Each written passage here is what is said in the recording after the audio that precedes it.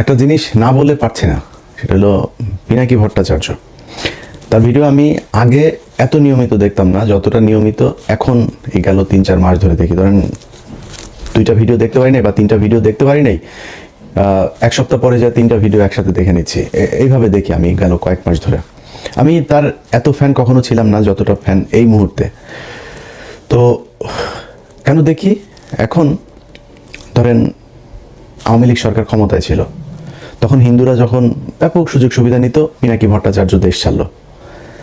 তারপরে ফ্রান্সে আসার পরে ধারাবাহিকভাবে পুরো আওয়ামী লীগের সময়টা সে আওয়ামী লীগের বিরুদ্ধে কথা বলেছে, ভারতের বিরুদ্ধে কথা বলেছে, ভারতের পণ্য বয়কটের পক্ষে কাজ করেছে।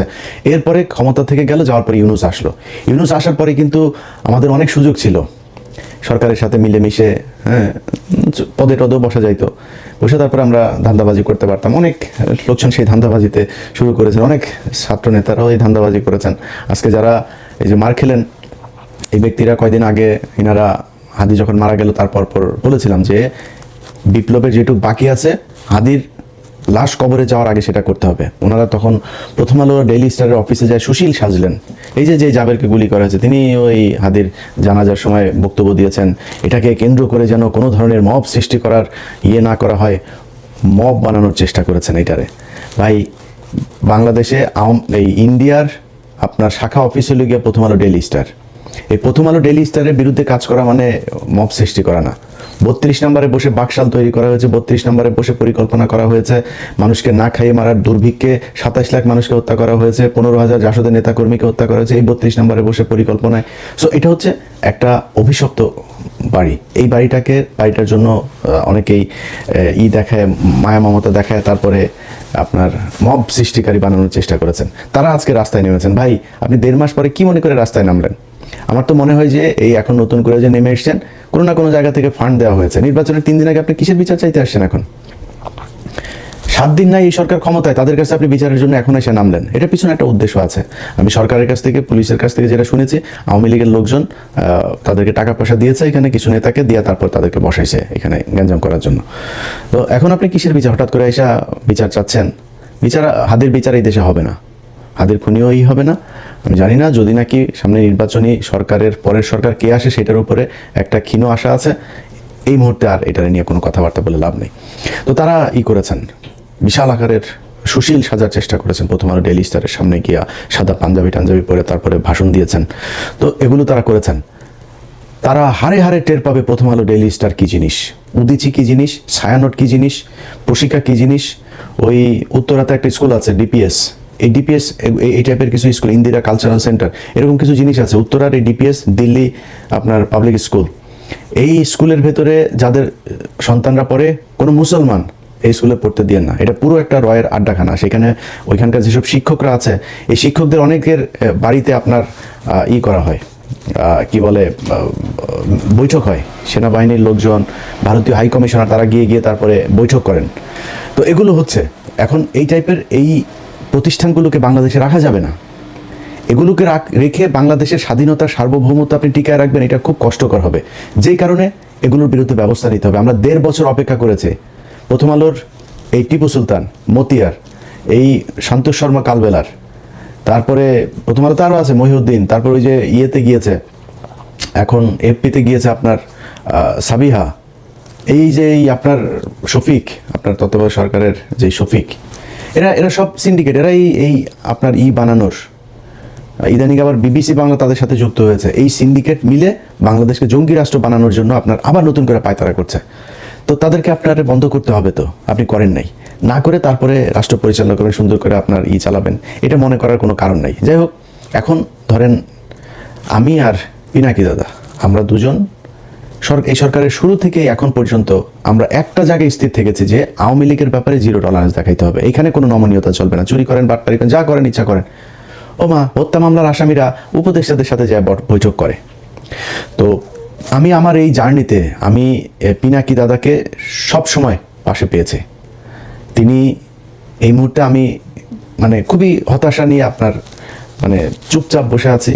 অনেক কিছু দেখেও না দেখার ভান করে অনেক কিছু পাঠায়। ভাই, আমি এটা নিয়ে আর এত মাথা ব্যথা কিছু, মন চাইলে একটু কথাবার্তা বলি, ভাই কথা বলি। তো এগুলির বাইরে নতুন করে আর খুব বেশি কিছুতে যাইতে চাইতেছি না, কিন্তু যেই কাজটা আমার করতে হইতো আমার পুরো কাজ দাদা করে ফেলছেন।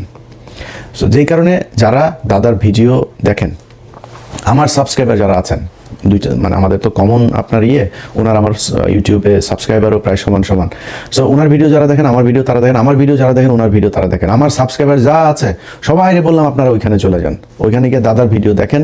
দাদার কথাবার্তা যেটা ওইটা মনে করবেন আমার ভাষা। উনি আমি যা বলতে চাই আমার কথাগুলি উনি কেমন যেন বলে দেয়। আমি গত 3-4 মাসে বিশ্বাস করেন আমি বিগ ফ্যান হয়ে গিয়েছি তার। মানে আমার অনেক কথা আছে যে কথাগুলো একদম হুবহু সেই কথাগুলো তার মুখ দিয়ে বের হচ্ছে। তো এই যে ভিডিওগুলো করছেন, এই ভিডিওগুলো করার কারণে তার বিরুদ্ধে এখন নতুন করে তাকে জামাতের আমির টামির, কারণ আজ থেকে 6 মাস 1 বছর পরে আমারও অনেকের সাথে কথা হইলে তারপরে তারা বলতো যে ভাই উনি তো হিন্দু মানুষ, ওনার ব্যাপারে একটু সন্দেহ হয়। তো আমি বলতাম যে ভাই দেখেন উনি তো হিন্দু হইলেও উনি যে কাজগুলো করছেন সেই কাজগুলো তো গুরুত্বপূর্ণ। উনি যতদিন কাজ ঠিক করবেন ততদিন আমাদের ওনার নিয়ে সন্দেহ টন্দেহ করার তো কিছু নাই। যেদিন লাইন থেকে বিচ্যুত হবে সেদিন আমরা নিজেরাই কথা বলবো, সমস্যা কি। কিন্তু এই গেল 6 মাসে আমি নিজে এইভাবে কারোর সাথে আর এটা নিয়ে এগ্রি করি নাই যে না এই 6 মাসের ভিতরে আমার কেউ বলে ভাই আর কত একজন মানুষের জাজ করবেন, আর কত পরীক্ষা নেবেন তার। সেই 2014-15 সাল থেকে শুরু করে ধারাবাহিকভাবে সে ভারতের বিরুদ্ধে কাজ করছে এবং ভারতের বিরুদ্ধে জ্বালাময় বক্তব্য, ভারতকে করে ফেলবো সে এইটা না, এইটুক না, খালি একদম তথ্য প্রমাণ সহ ইতিহাস ভিত্তিক। এইটা মানে আমাদের এই বাংলাদেশে বহু লোকজন আছে যারা আমাদেরকে ভিউ ব্যবসায়ী, তারপরে অনেক তুচ্ছতাচ্ছিল্য করে কথা বলেন। তাদের ভেতরে অনেকেই এখন ইউটিউবে, যেমন ধরেন মাসুদ কামাল এক সময় বলতো যে আমরা হইলাম গিয়া টাকা পয়সার জন্য ভিডিওতে কথা বলি। হ্যাঁ, মাসুদ কামালের যে ইউটিউব চ্যানেল আছে ওইটাতে মনিটাইজেশন করে নাই, 1 টাকাও উনি কামাই করেন না, ফ্রি সোশ্যাল সার্ভিস দেন। ভিডিও করার আগে মনিটাইজেশন কেমনে করা লাগে সেই হিসাব করে তারপরে শুরু করেছেন। যার সাথে কথা বলেন তিনি বলেছেন ভাই কয়দিন পরপরই মানে মনিটাইজ হওয়ার আগে পাগল হয়ে গেছে, কবে হবে, কেমনে তাড়াতাড়ি করা যায়, হ্যাঁ চিঠি আসে না কেন, কোড আসে না কেন গুগল থেকে, কত কিচ্ছা কাহিনী। এখন তিনি টাকা খান, তার ভিডিও একটা আপনি চ্যানেলে দিয়েন, সাথে সাথে কপিরাইট খেয়ে যাবেন। আমি ইলিয়াস একমাত্র অধম ব্যক্তি যিনি আমার ভিডিও নেয় কত মানুষ চালায়, 10,000, 20,000, 50,000 টাকা কামায়, কারোর ইলিয়াস কোনোদিন কপিরাইট দেয় নাই। আমরাই হইলাম গিয়া খুব অনাহারি অভাবী, ইউটিউবের টাকা দিয়ে আমরা চালাই। ইউটিউবের টাকা তো খাই, আমার ইউটিউবের টাকা আমি খাবো না তো আপনি খাবেন? কিন্তু যারা এতদিন ধরে টাকার ব্যাপারে খুব দেখাইতেন, আমাদের অচ্ছুত একটা ভাব নিয়ে কথাবার্তা বলতেন, তারা আজকে টাকা খান কেন? ইউটিউবের মনিটাইজেশন অন করেছেন কেন? আপনারা চ্যানেল করার আগে মনিটাইজেশন অন করার চেষ্টা করেন। তো ওনাদের কাছে খুব খারাপ লাগে পিনাকি এখন যেগুলো বলে। তো গত 6 মাস ধরে আমার কেউ এটা বললে তারা সরাসরি বলেছে যে ভাই এটা বন্ধ করেন। পিনাকি যদি, আমি জানি না সে এখনো হিন্দু আছে কিনা, যদি সে হিন্দু হয়ে থাকে তাহলে সে জেনুইন হিন্দু, অরিজিনাল হিন্দু যদি কেউ হয়ে থাকে তাকে তিনি বহিঃশ্বরবাদ হইতে পারবে না। তো এটা হিন্দু ধর্ম অনুযায়ী আপনাকে এক ঈশ্বরবাদ হইতে হবে। তো উনি হিন্দু ধর্মের একদম যেসব বিষয়গুলো সমালোচনা করার মতো উনি নিজেই সমালোচনা করেন সেগুলো নিয়ে, এবং খুবই তথ্য প্রমাণ এভিডেন্স দিয়ে তারপরে করেন। সো ওনারে নিয়ে জাজ করা বন্ধ করেন। উনি যা বলছেন এগুলো বলার কারণে বিএনপি ওনার বিরুদ্ধে এখন উঠে পড়ে লেগেছেন যে উনি হইল গিয়া দেশদ্রোহী, উনি পাকিস্তানের প্রেসিডেন্ট, জামাতের আমির। একই কথা আমারও বলে, আমি যদি একটু যে বললাম আমি কিছুটা সুবিধাজনক ছায় আছে, আর ভাল লাগে না এই দেশের বিরুদ্ধে কথা বলতে। যে অনেক প্রভাবশালী সেনা প্রধান থেকে শুরু করে অনেক প্রভাবশালী মানুষের বিরুদ্ধে কথা বলেছে, ব্যক্তিগত শত্রু হয়েছে। লাভটা হয়েছে কি? 5 তারিখের পরে এই দেশ ঠিক হয় নাই। এই দেশ জীবনে কোনোদিন ঠিক হবে, মানে নিকট ভবিষ্যতে ঠিক হবে এটা আমার মনে হয় না। যদি জামাত ক্ষমতায় আসে একটা ক্ষীণ আলো মানুষের মাঝে আছে, যদি না আসে সেই ক্ষেত্রে ভবিষ্যৎ অন্ধকার। তো এখন বিএনপির লোকজন সব ওনার বিরুদ্ধে লেগেছেন যে পিনাকি হইল গিয়া দেশদ্রোহী, পিনাকি তাদের বিরুদ্ধে জামাত ইসলামের টাকা পয়সা খেটে। ভাই পিনাকি কার কাছ থেকে টাকা খেয়েছেন ওই হিসাব আপনার নেওয়ার দরকার নাই। পিনাকি যেটা বলে সেটার কাউন্টার ন্যারেটিভ আপনার কাছে আছে। আপনার পক্ষে কাজ করে বিরিয়ানির দোকান থেকে টাকা খাওয়া মাল, তারপরে নানান ধরনের ডিজিএফআই ভাতাপ্রাপ্ত লোকজন, তারপরে আছে এরকম সব ধান্দাবাজগুলো একসাথে যা মিলেছে। এখন এইসব ধান্দাবাজ আপনি 2-4 কোটিও যদি নিয়ে পাশে বিরান, তো এটা দিয়ে কি পিনাকি ইলিয়াসের কাউন্টার দেওয়া যাবে? গেল না কেন? আপনার পক্ষে কথা বলে না কেন সেটা চিন্তা করেন। পিনাকি ইলিয়াস আপনার দলে থাকলে যারা বিরিয়ানির দোকানে টাকা খায় তাদের চাইতে উপরে থাকতে পারতো না? তো পিনাকি ইলিয়াস যায় নাই কেন আপনার দলে সেটা চিন্তা করেন। আপনার কাছে টাকা চেয়েছিল তো ফাঁস করে দেন। যদি টাকা চেয়ে থাকি, পিনাকিদা যদি টাকা চেয়ে থাকে, দেন দরবার করে থাকে, ফাঁস করে দেন, কোনো সমস্যা নেই। তারা টাকার জন্য চাইতে, তারা কিছু জিনিস চেয়েছিল এই বিএনপির কাছ থেকে, বিএনপি সেটা করে নাই। সে বিএনপির কি যে আওয়ামী লীগের লোকজনকে আপনারা আনতে পারবেন না। ওনাদের এখন মিটিং মিছিলে সরাসরি ওপেনেই বলে আওয়ামী লীগ আমাদের ভাই, আওয়ামী লীগ আমাদের ভাই, ওদের মামলা, ওদের বিরুদ্ধে কোনো পুলিশ যদি হয়রানি করে থানা ঘেরাও করা হবে, এগুলো বিএনপির লোকজন বলছে সরাসরি। এগুলো আমাদের গালে জুতা মারার মতো অবস্থা, যেই কারণে তাদের পক্ষে দাঁড়াইতে পারিনি আমরা, যে কারণে পিনাকিদা আজকে কথা বলে। এখন পিনাকিদা যেই কথাগুলো বলে ওটার আপনার কাছে কোনো জবাব আছে? আপনি ফ্যামিলি কার্ড দিবেন, সেই ফ্যামিলি কার্ড দেওয়ার জন্য মানুষের কাছ থেকে কিছু জায়গায় টাকা নেওয়া হচ্ছে, কিছু জায়গায় বলা হচ্ছে এটা এটিএম মেশিনে ঢুকাইলে নাকি টাকা কচকচ করে বের হয়ে আসবে, কিছু জায়গায় বলে পান বিড়ি চা নাস্তা যা আছে সব ফ্রি দিবে, কেউ বলে চাল ফ্রি দিবে, কেউ বলে 200 টাকার বাজার করলে 100 টাকা ফ্রি। আরে ভাই এই কি অবস্থা? ট্রিটমেন্ট করতে গেলেও বলে সেখানে এই কার্ড ঢুকায় তারপরে ট্রিটমেন্ট ফ্রি করা যাবে, মানুষের কাছ থেকে বলে টাকা হাওলা তো করা যাবে ব্যাংক থেকে এই টাকা দিয়া। এই হয়েছে অবস্থা। ক্ষমতায় যাওয়ার আগেই একটা কার্ড নিয়ে আপনারা দুর্নীতি শুরু করেছেন, মিথ্যাচার শুরু করেছেন। ক্ষমতায় যাওয়ার পরে আপনারা কি করবেন আমরা সেটা চিন্তা করেন। এখন জামাত ইসলামের সাথে লাগতে যান, জামাত ইসলামের ক্ষমতায় যাওয়ার নাই, জামাত ইসলামের ক্ষমতায় যাওয়ার নাই, এটা সত্যি কথা, অভিজ্ঞতা নাই। কিন্তু আপনাদের মতো ব্যাংকের টাকা লুটপাট করার অভিজ্ঞতা নাই, এটাও সত্যি কথা। আপনাদের মতো বিদ্যুৎ না দিয়া তারপরে আপনারা কিমি বিক্রি করেছেন, এগুলো সত্যি কথা। আর অনেক কিছু আছে যেগুলো আপনারা করছেন। তো এই যে কাজগুলো করেছেন এটা তো জামাতের নাই। জামাত ইসলামের অভিজ্ঞতা আছে কিসের? জামাত ইসলাম তাদের সংগঠন, তাদের নিজস্ব প্রযুক্তি, নিজস্ব চিন্তা ভাবনা, নিজস্ব পলিসি দিয়ে সাউথ এশিয়ার ভেতরে শীর্ষস্থানে নিয়ে গিয়েছিল তাদের ইসলামী ব্যাংকে। তাদের প্রতিষ্ঠানে যান, কোনো গ্যাঞ্জাম আছে? তাদের প্রতিষ্ঠানে যান, কোনো লস আছে? তাদের প্রতিষ্ঠানে কোনো বিশৃঙ্খলা আছে? নাই।